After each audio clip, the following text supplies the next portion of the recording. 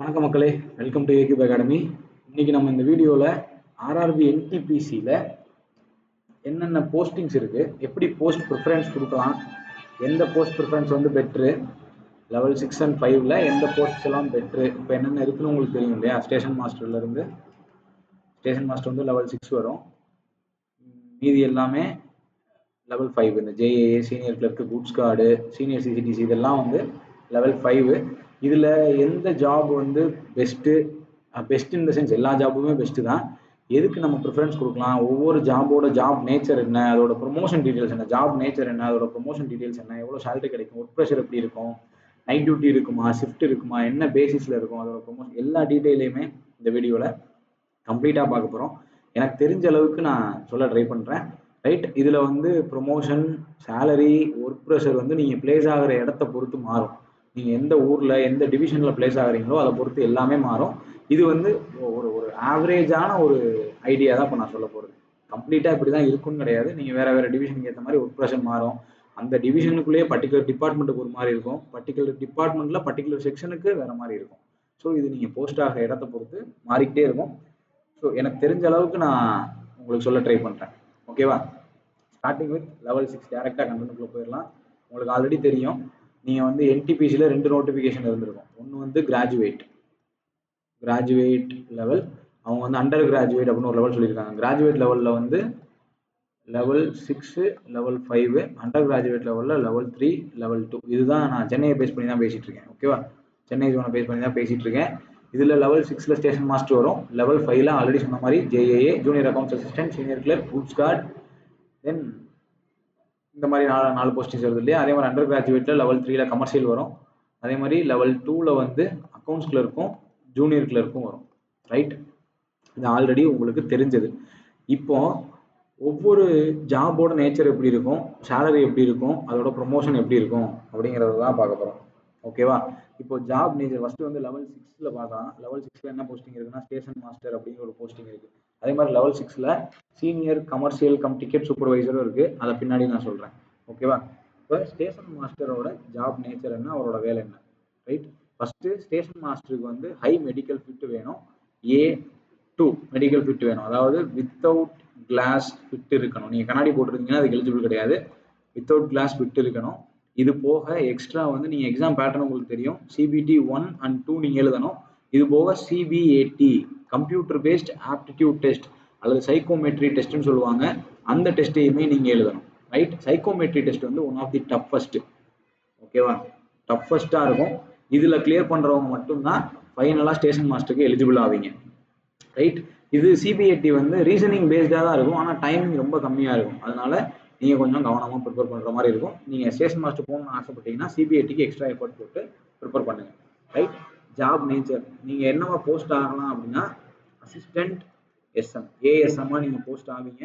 பேசிக் training எல்லாம் முடிச்சதுக்கப்புறம் தான் உங்களுக்கு போஸ்டிங்கே கொடுப்பாங்க. ரைட், இது வந்து ரொம்ப கவனமாக இருக்க வேண்டிய வேலைகளில் ஒன்று. சரியா? ஸ்டேஷன் மாஸ்டர் வந்து ரொம்ப ரொம்ப கவனமாக இருக்க வேண்டிய வேலைகளில் ஒன்று. கண்டிப்பாக ஷிஃப்ட் டியூட்டி இருக்கும். 3 ஷிஃப்ட்டில் நீங்கள் ஒர்க் பண்ணுற மாதிரி இருக்கும். வீக்கெண்ட் ஹாலிடேஸ் இருக்காது. ஓகேவா? நான் அது ரிலேட்டடாக இருக்கிற எனக்கு தெரிஞ்ச இன்ஃபர்மேஷன்ஸ் எல்லாத்தையுமே சொல்கிறேன். No weekend holidays. அதுக்கு பதிலாக அவங்க வந்து ரெஸ்ட் கொடுப்பாங்க. நீங்கள் பார்க்குற டியூட்டிக்கு ஏற்ற மாதிரி ரெஸ்ட் கொடுப்பாங்க. 8 மணி நேரம் டியூட்டி பார்த்தா 16 மணி நேரம் ரெஸ்ட்டு அப்படிங்கிற கணக்கில் தான் உங்களுக்கு டியூட்டிஸ் அலாட் ஆகும். ஒருவேளை உங்கள் டிவிஷனில் நீங்கள் போஸ்டிங் ஆகிற இடத்துல ஆட்கள் கம்மியாக இருந்தாங்கன்னா கண்டிப்பாக உங்களுக்கு கண்டினியூஸாக டியூட்டிஸ் இருக்கிறதுக்கு வாய்ப்புகள் உண்டு. ஓகேவா? அதே மாதிரி இதில் லீவ் எடுக்கிறதுமே ரொம்ப ரிஸ்க்கு. ஏன்னா இது வந்து செக்யூரிட்டி ரிலேட்டடானது. ரைட், சேஃப்டி ரிலேட்டடானது. இது வந்து சேஃப்டி ரிலேட்டடான ஜாப்.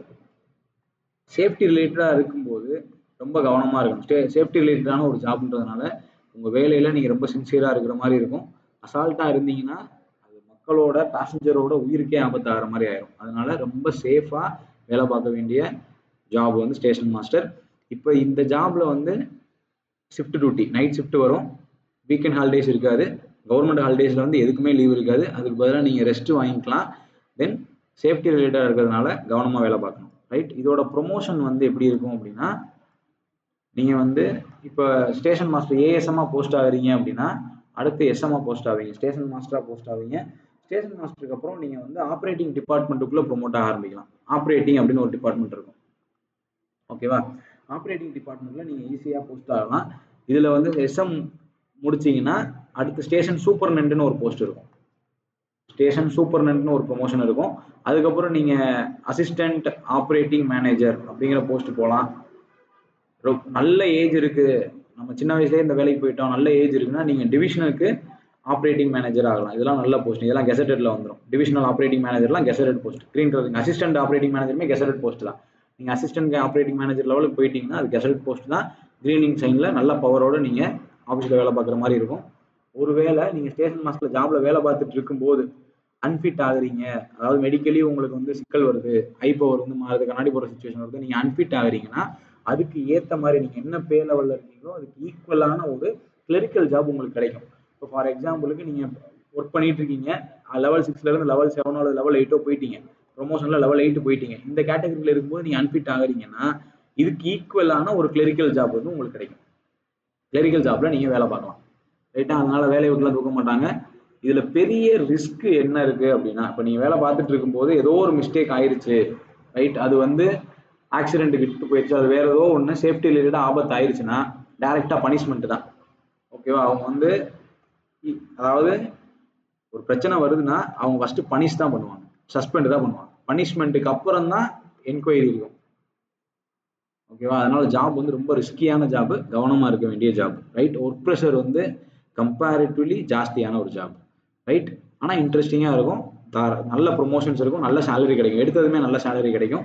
தாராளமாக நீங்கள் வேலை பார்க்கலாம். சேலரி எனக்கு தெரிஞ்சு எடுத்ததும் 50 to 55K வரைக்கும் உங்களுக்கு கிடைக்கும். ஃபர்ஸ்ட் மந்த்தே நல்ல சேலரி கிடைக்கும். ரைட்? அதுக்கேற்ற மாதிரி இப்போ நைட் டியூட்டி பார்க்குறீங்கன்னா, இப்போ நைட் ஷிஃப்ட் பார்க்குறீங்கன்னா நைட் ஷிஃப்ட் அலவன்ஸ் அப்படின்னு உண்டே உண்டு. தனியாக அலவன்ஸ், நைட் ஷிஃப்ட் அலவன்ஸே கொடுப்பாங்க. அதனால எல்லாத்துக்குமே அலவன்சஸ் உண்டு. நல்ல வேலை தான். உங்களுக்கு இன்ட்ரெஸ்டாக இருந்துச்சுன்னா இதுக்கு நீங்கள் ப்ரிஃபரன்ஸ் கொடுக்கலாம். ரைட்? அடுத்து level 5 goods guard senior commercial ticket supervisor வந்து லெவல் 6. இதை ஃபஸ்ட்டு பேசிடலாம். இது லெவல் 6. இதே நான் லெவல் 5 எழுதுனா லாஸ்ட் டைம் நாங்கள் எழுதும்போது அது லெவல் 5 இருந்தது, இப்போ லெவல் 6 ஆகிட்டாங்க. Senior commercial cum ticket supervisor. Right? இது வந்து கமர்ஷியல் டிபார்ட்மெண்ட்ல வரக்கூடிய ஒரு ஜாபு. முன்னாடி வந்து கமர்ஷியல் அப்ரண்டிஸ் அப்படின்னு ஒரு வேலை இருந்துச்சு. கமர்ஷியல் அப்ரண்டிஸ் வந்து நல்ல வேலை. ரைட்? கமர்ஷியல் அப்ரண்டிஸ்னு ஒரு வேலை இருந்துச்சு. இப்போ இது வந்து லெவல் 6ல இருந்துச்சு. அதே மாதிரி சிசிடிசி கமர்ஷியல் கம் டிக்கெட் சூப்பர்வைசர் அப்படின்னு ஒரு வேலை வந்து லெவல் 5ல இருந்துச்சு. அவங்க இப்போ என்ன பண்ணிட்டாங்கன்னா ரெண்டையும் மெர்ஜ் பண்ணி லெவல் 6ஆ மாத்திட்டாங்க. ரைட்? கமர்ஷியல் டிபார்ட்மெண்ட்ல போகும்போது நீங்க எங்க வேணா போஸ்ட் ஆகலாம். ரைட்? இப்போ ஃபார் எக்ஸாம்பிளுக்கு உங்களுக்கு தெரிஞ்சதான் நான் சொல்றேன். டிக்கெட் கவுண்டர்ஸ் நீங்க பார்த்துருப்பீங்க இல்லையா? டிக்கெட் கவுண்டர்ஸ் டிக்கெட் கொடுக்குறதுக்கு உட்காந்துருக்கிறவங்க வந்து கமர்ஷியல் டிபார்ட்மெண்ட் தான், சீனியர் சிசிடிசி தான். அதே மாதிரி டிவிஷன்ல கமர்ஷியல் டிபார்ட்மெண்ட்னே ஒன்று இருக்கும். கமர்ஷியல் டிபார்ட்மெண்ட் அப்படின்னு ஒன்று இருக்கும். கமர்ஷியல் டிபார்ட்மெண்ட்ல நீங்க என்ன ஆகலாம்னா கிளர்க்கா போகலாம். கமர்ஷியல் கிளர்க்காவே நீங்க ஜாப் ஜாயின் பண்ணலாம். இன்னும் உங்களுக்கு தெரிஞ்சது ட்ரெயின் டிக்கெட் எக்ஸாமினர் டிடின்னு ஒருத்தர் ட்ரெயின்ல வருவார் இல்லையா? அவரும் இதுக்கு கீழே தான் வருவார். நான் சொன்ன மாதிரி கமர்ஷியல் அப்ரண்டிஸும் இதில் தான் வரும். நீங்க பார்சல் ஆஃபீஸர்ஸ் எல்லாம் பார்த்துருப்பீங்க, ரயில்வே ஆஃபீஸஸ்ல ரயில்ல பார்சல் அனுப்புறதுக்கு அங்க இருக்கிறவரும் கமர்ஷியல் கிளர்க் தான். எங்க வேணா நீங்க போஸ்ட் ஆகலாம். ரைட்? இதுல எது வேணா உங்களுக்கு கொடுக்கப்படலாம். ஓகேவா? அவங்க எந்த டிவிஷன் அலோகேட் பண்றாங்களோ அந்த டிவிஷன்ல இருக்கிற ஆஃபீஸர் என்ன டிசைட் பண்றாரோ அந்த போஸ்டிங்க்கு நீங்க போஸ்ட் ஆவீங்க. இதெல்லாம் வந்து மேஜரா உங்களுக்கு தெரிஞ்சதா நான் சொல்லியிருக்கேன். ரைட்? இப்போ இதுலயுமே என்னென்ன உண்டு அப்படின்னா ஷிஃப்ட் உண்டு. ஓகேவா? ஷிஃப்ட் பேசிஸ்ல தான் ஒர்க் பண்ற மாதிரி இருக்கும். நைட் ஷிஃப்ட், டே ஷிஃப்ட் அல்லது நூன் ஷிஃப்ட், அந்த மாதிரி ஷிஃப்ட் மாறி மாறி வந்துகிட்டே இருக்கும். ரைட்? அதே மாதிரி இதுலயுமே no weekend holidays, no government holidays இருக்காது. நீங்க ஒருவேளை டிவிஷனுக்குள்ள வேலை பார்த்தீங்கன்னா, ரைட், நீங்க டிவிஷன்ல கமர்ஷியல் கிளர்க்கா வேலை பார்த்தீங்கன்னா உங்களுக்கு இந்த ஹாலிடேஸ் எல்லாமே உண்டு. டிவிஷன்ல இல்லாம நீங்க ஓப்பன் லைன்ல டிடிஆவோ அல்லது கவுண்டர்லயோ அல்லது கமர்ஷியல் ஆஃபீஸஸ்ல வெளியே வேலை பார்த்தீங்கன்னா, டிவிஷன்ல இல்லாம வெளியே வேலை பார்த்தீங்கன்னா கண்டிப்பா உங்களுக்கு ஹாலிடேஸ் இருக்காது, ரெஸ்ட் தான் இருக்கும். ரைட்டா? ரெஸ்ட் தான் கொடுப்பாங்க. நீங்க என்ன வேலை பார்க்குறீங்களோ அதுக்கு ஏற்ற மாதிரி ரெஸ்ட் தான் கொடுப்பாங்க.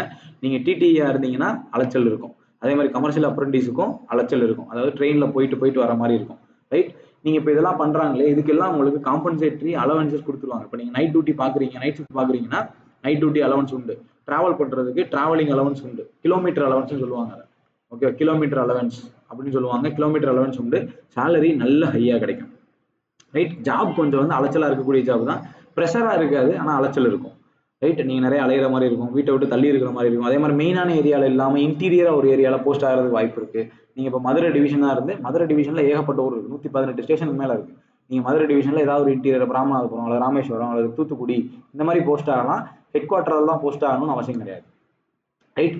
பட் இந்த ஜாபுமே நல்ல ஜாபு. இதுல லீவு கிடையாது அப்படிங்கிறது ஒண்ணு கொஞ்சம் சிக்கலா இருக்கும். ரைட். அதுக்கு பதிலாக நீங்கள் ரெஸ்ட் எடுத்து காம்பன்சேட்டரியாக ரெஸ்ட் எடுத்து நீங்கள் அதுக்கேற்ற மாதிரி பார்த்துக்கலாம். இதுலேயுமே ஹை சேலரி கிடைக்கும். 55+ நீங்கள் உங்கள் டிடிஏலாம் போனீங்கன்னா ஹை சேலரி கிடைக்கும். ஓகேவா? இது கமர்ஷியல் அப்படிங்கிறதுனால ரெவன்யூவோட ரிலேட் ஆனது. ரெவன்யூவோட ரிலேட் ஆனதுனால நீங்கள் அக்கௌண்ட்ஸ் எல்லாம் ப்ராப்பராக மெயின்டைன் பண்ணுற மாதிரி இருக்கும். ரெவன்யூவில் சிக்கல் வராமல் இருக்கணும், எதுவும் ஃப்ராட் நடந்துடக்கூடாது, பணத்தில் சிக்கல் வந்துடக்கூடாது. அப்படி ஏதாவது வந்துச்சுன்னா அகைன் டைரெக்டாக பனிஷ்மெண்ட் தான் பண்ணுவாங்க. ஓகேவா? அதனால இதில் ரொம்ப சேஃப்டியாக இருக்கும். இது கமர்ஷியல் டிபார்ட்மெண்ட் லெவல் 6. அடுத்து கூட்ஸ் கார்டு. இப்போ வந்து இதை கூட்ஸ் ட்ரெயின் மேனேஜர் அப்படின்னு சொல்றாங்க. ரைட்டா? ட்ரெயின் மேனேஜர் இதுவரோட வேலை கூட்ஸ் ட்ரெயின்ஸ். நீங்க பார்த்துருப்பீங்க, பொருட்களை எடுத்துட்டு போற கூட்ஸ் ட்ரெயின்ல கார்டா பின்னாடி ஒரு பெட்டியில ஒயிட் அண்ட் ஒயிட்ல ஒருத்தர் இருப்பார், கொடி காட்டுறவர், அவர் தான் கூட்ஸ் கார்டு. ரைட்? நீங்க விசுவலாகவே அவர் பார்த்துருப்பீங்க. அகைன் இதுவுமே ஓப்பன் லைன் வேலை தான். நீங்க ட்ரெயினோட சேஃப்டிக்கு மெயினா நீங்க இருக்கணும். இதுலயுமே நோ ஹாலிடேஸ்,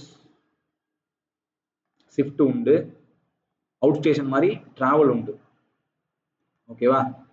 ஹாலிடேஸ் கொடுக்க மாட்டாங்க. அதே மாதிரி லீவ் எடுக்கிறதுமே ரொம்ப கஷ்டம். அவ்வளோ ஈஸியாக லீவ்லாம் நீங்கள் எடுக்க முடியாது. லீவ் கேட்டாலும் தர மாட்டாங்கன்னா கூட்ஸ் ட்ரெயின் மேனேஜர் வந்து ஷார்ட்டேஜில் தான் இருக்கும். அவ்வளோ ஈஸியாக லீவ் தர மாட்டாங்க. ஹாலிடேஸ் உண்டு, ஷிஃப்ட்டில் போகிற மாதிரி இருக்கும். இது எல்லாத்துக்குமே அலவன்ஸ் உண்டு. இப்போ நேஷனல் ஹாலிடேக்கு நீங்கள் ஒர்க் பண்ணீங்கன்னா நேஷனல் ஹாலிடே அலவன்ஸ்னே உண்டு. அந்த லீவுக்கு நீங்கள் வேலை பார்த்தீங்கன்னா அதுக்கு ஒரு அலவன்ஸ் உண்டு, ஷிஃப்ட்டுக்கு அலவன்ஸ் உண்டு, ட்ராவலுக்கு அலவன்ஸ் உண்டு, எல்லாத்துக்குமே அலவன்சஸ் உண்டு. சேலரி செம்ம ஹையாக கிடைக்கும். ஓகேவா? நீங்கள் அந்த ட்ராவல் பண்ணுறீங்க இல்லையா, கிலோமீட்டர் நீங்கள் ரொம்ப ஜாஸ்தியாக ட்ராவல் பண்ணுவீங்க, அந்த கிலோமீட்டர் ட்ராவல் பண்ணுறதுக்கு கிலோமீட்டர் அலவன்ஸ்னே உண்டு. ஸோ அதெல்லாம் வந்து இதில் எக்ஸ்ட்ரா கிடைக்கும். அகைன் இதுவுமே ப்ரெஷரான ஜாப் தான். ஓகேவா? இதுவுமே மெடிக்கலி ஃபிட்டாக இருக்கணும், A2 ஃபிட் இருக்கணும். இது வந்து B2 ஃபிட் இருக்கணும். கமர்ஷியலுக்கு வந்து B2 ஃபிட் இருந்தால் போதும். வித் கிளாஸ் ஃபிட் உங்களோட I4 +or-4 வரைக்கும் இருக்கலாம். 4க்கு மேலே போச்சுன்னா C2 போயிடும். இது வித்தவுட் கிளாஸ் ஃபிட்டில் இருக்கணும். இதுக்கு வந்து CBAT கிடையாது. No CBAT. ஸ்டேஷன் மாஸ்டருக்கு மட்டும்தான் CBAT. ஓகேவா? இதில் சேலரி வந்து ரொம்ப ஹையாக கிடைக்கும். ஏன்னா டிராவலிங் இருக்கிறதுனால ஹை சேலரி கிடைக்கும்.